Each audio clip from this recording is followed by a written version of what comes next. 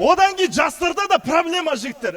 Президентіміз болашақ жастардың қолында деп жүрсе, жастардың қолында вейп, бір тартар, одноразка ғой енді. Сондай болып кеткені, алатындары микрокредит, аттарының өсімді. Қараңыздаршы міне, кеше қарадым, міне көке кезет дейтін бар екен міне. Баяғын көкелер қандай еді? Берген сұрамайтын еді ғой.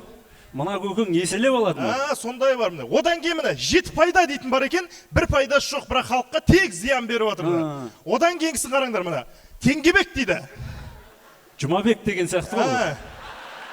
Қалай ол сонда ол? Екеуінен де қарыз қалады адамдар. Сол шыма. Келесі мінекей ниет кредит дейді. Ниет ғой. Өнер қырандар ашқан ба ана?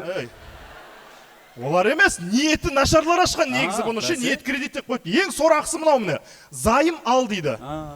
Бірақ аты айтып тұр, бұны төлей алмасаң зайым ал болып жүресің деген сияқты.